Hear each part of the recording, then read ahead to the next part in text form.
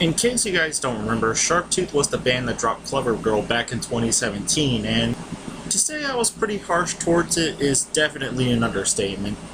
And looking back on it, maybe I was just a bit too harsh on it. My god, on my Worst Albums of 2017 video, I just went off on that poor album. And rewatching it now...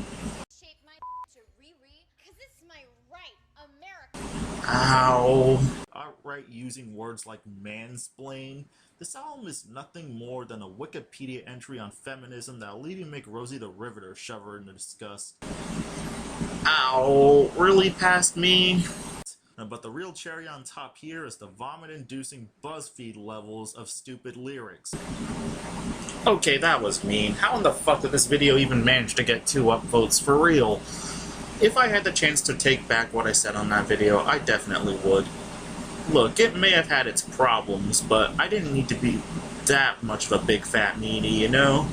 And if that embarrassing revisit from the past wasn't embarrassing enough to sit through, I also watched a video from Heart Support where Sharptooth vocalist Lauren Kashan talked about her past and her harsh experiences with drugs, abuse, rape, and escaping a freaking cult.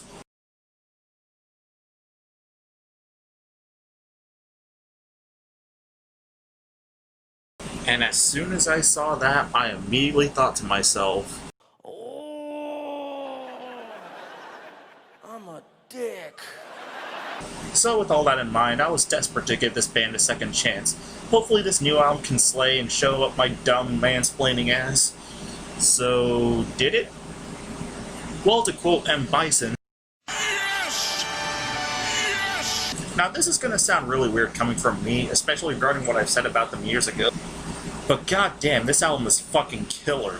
Every single problem I used to have before has now been completely evaporated, and what's left is a pure unbridled rage fest. Production on here is super clean, the instrumentation is sharp and really proficient, not to mention one of my favorite aspects on here, the range it has. Life on the Razor's Edge starts off slow and ominous, but it keeps building and climaxing until it just explodes in your face with fierce guitar riffs and epic as fuck drumming. 153 sounds like an Every Time I Die song maxed out on steroids, and if it also borrowed a Patromax like War on Woman or Venom Prison.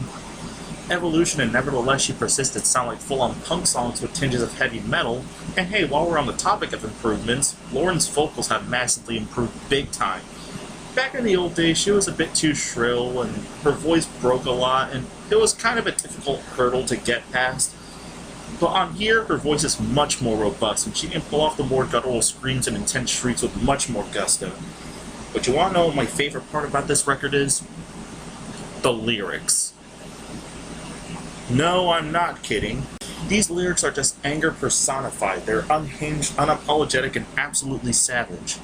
Mean Brain, Life on the Razor's Edge, 153, Hiradina, and Manic Pixie Dream Bitch are brutal songs not just on the technical aspects, but brutal in the fact that Lauren recounts her tragic past and paints an ugly tapestry that puts you in this dark and bleak scenario of abandonment, substance abuse, and domestic violence. Imagine something like Caligula, but if it channeled a bit of the intense musicianship from acts like War on Woman, Ithaca, or Venom Prison. Yeah, it gets that intense, people. Then there's also the savageness of The Grave, a song that gives a nice big middle finger to those who mistreat the mentally ill and throw their resources to people who don't need it, while the people who do are just left to die and cope with their issues all their own. Something that hits more close to home in Lauren's case. Evolution, Nevertheless She Persisted, discuss how she overcame the odds, and how she fights to help others rise above and overcome obstacles, and how important it is to spread love and positivity to each other to make the world a better place. Yeah, call it corny all you want, but have you seen the world recently? Love and positivity is much welcome at this point. Also, Just Insane appears on Evolution, so yeah, that automatically gets an A+ in my book. There's just so much I love on here, and the more I listen to this thing, and the more I love it, and also the more I feel bad for everything I said back in the day. But don't worry, even I get my just desserts on the very first song on Transitional forums, Say Nothing in the Absence of Context. I know it's technically a joke song that mocks a lot of hollow metalcore bands who don't really have any real meaning to their songs. You wonder who they could be referring to, but a majority of these lyrics also feel like a big middle finger to all those people who initially wrote them off as another feminist band or another generic metalcore band and stuff like that. And it honestly really hurt me, knowing that I was the one asshole that did both of that. You know, props to you, Lauren and company.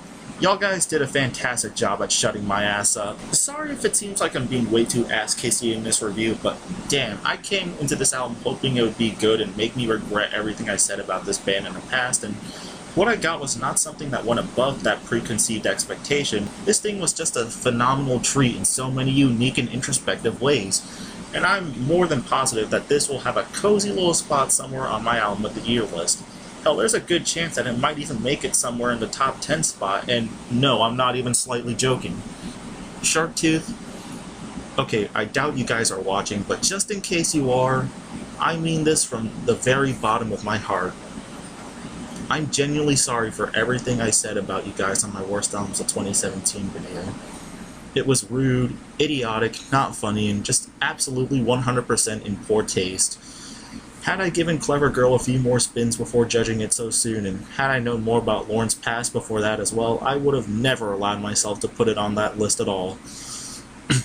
And hell, given my experiences with bullying, loneliness, and anxiety, I should have been way more accepting of this album. I had no excuse. I'm sorry, guys. If you take nothing else away from this video, just know that I'm a fan now. I re-listened to Clever Girl a couple times before this new album dropped, and I love it. I can see and admire it for all of its positive traits. And as for this new album, yeah, this is a huge step up from the last one. You guys really knocked it out of the park. I love you guys, I love what you do and how you do it, and I hope you can forgive me for all the dumb things I said in the past, and I hope I get the opportunity to see you guys bring the fucking house down one day soon.